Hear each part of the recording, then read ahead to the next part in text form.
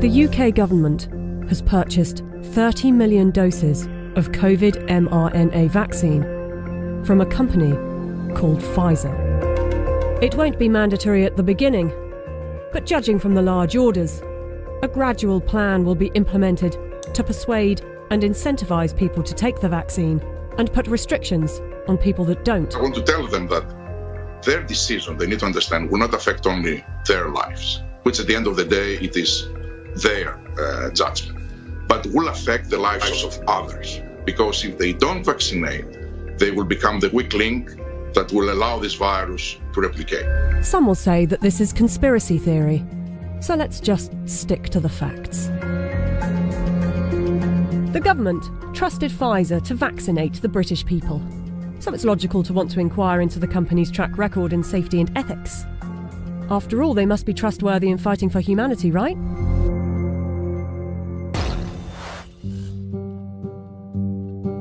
Pfizer made itself one of the largest pharmaceutical companies in the world by purchasing its competitors and through aggressive marketing tactics. What I'm about to tell you is only 20% of their rap sheet, otherwise this video would be hours long, but you can go to our website where you can see the full list. Pfizer received the biggest criminal fine in US history as part of a $2.3 billion settlement with federal prosecutors for mispromoting medicines and for paying kickbacks to compliant doctors. Pfizer pleaded guilty to misbranding the painkiller Bextra by promoting the drug for uses that were not approved by medical regulators. In the 90s, they were involved in defective heart valves that led to the deaths of more than 100 people. The company had deliberately misled regulators about the hazards. The company agreed to pay $10.75 million to settle Justice Department charges. Pfizer also had a class action suit with a $60 million settlement over Resolin, diabetes medication, that resulted in patients dying from acute liver failure, said to be caused by the drug. In the UK, they have been fined nearly £90 million by the UK's competition watchdog for unfair pricing to the NHS after hiking up the cost of an anti-epilepsy drug by 2,500%, charging the taxpayer an extra £48 million than the actual price, which is $2 million per year. Buying competitors and mis-selling drugs weren't the only factors in making them the giant of a company they are. Their special relations with doctors and medical professionals has also helped.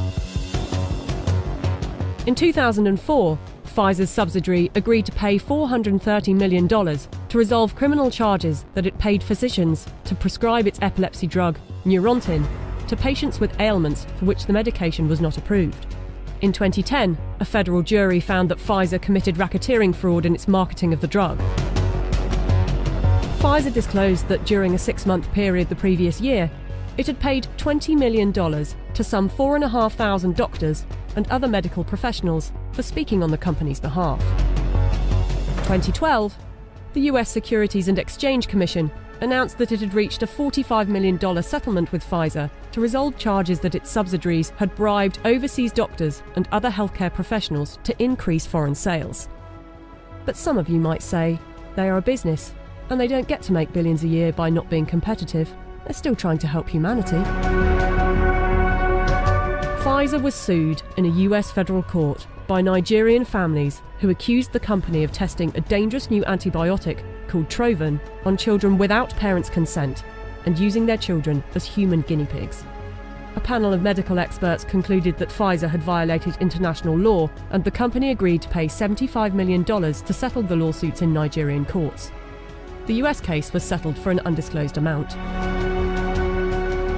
Amid widespread criticism of high pricing for poor countries, and in particular AIDS medications, Pfizer offered to donate a 2-year supply of its drug, Diflucan, worth $50 million to the South African government. Yet in 2003, Pfizer backed away from the company's plan to license its AIDS drug for low-cost distribution in poor countries. The list goes on. I don't want to bore you with it. But ask yourself, if it was a car manufacturer, would you buy a car from them? We plan to honor our history, and we will only bring to the world a vaccine that has been proven safe and efficacious.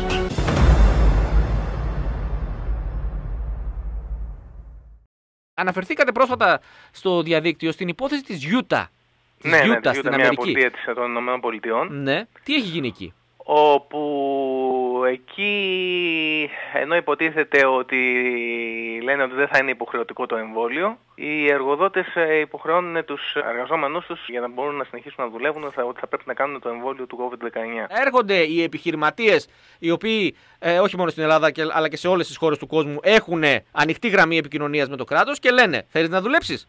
Δαμιανίδη, Δημόπουλε, Αυγητίδη, εμβόλιο. Σωστά, καλά το κατάλαβα? Ακριβώς, πολύ σωστά τα λέτε. Πάρα πολλές διατάξεις, ατομικά δικαιώματα παραβιάζονται μέσα από αυτόν τον υποχρεωτικό εμβολιασμό. Ποιοι είναι αυτοί που θα επιτάξουν εμβολιασμό? Έχονται πολλές, αν θέλεις, μορές, εντός εισαγωγικών μορές παρθένες, εννοώ τις εταιρείες, οι οποίες θέλουν να κερδοσκοπήσουν και η κάθε μία μας δείχνει το εμβόλιό της. Έτσι, και το διαφημίζει σαν να είναι πραμάτια και εμείς Βεβαίως, είμαστε οι πελάτες.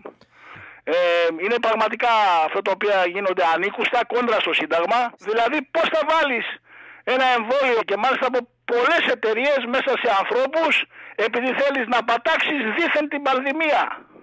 Δημοσιογραφίσκοι των μέσων μαζικής ενημέρωσης της Αθήνας και να μας κουνάνε το δάχτυλο και να μας λένε ότι θα πρέπει να αποκλειστούμε και να θεωρούμεθα ως λεπροί αν δεν κάνουμε το εμβόλιο. Το Σύνταγμα παραβιάζεται και κουρελιάζεται. Και επιτέλους ας ακούσουν οι δήμονες και επαΐοντες και την αντίθετη άποψη. Διότι υπάρχουν επιστήμονες βεληνικούς παγκοσμίου κυρούς, ώρα Ιωαννίδης, που λένε ότι δεν μπορούμε να δεχθούμε απριόρι την καταλληλότητα του εμβολίου.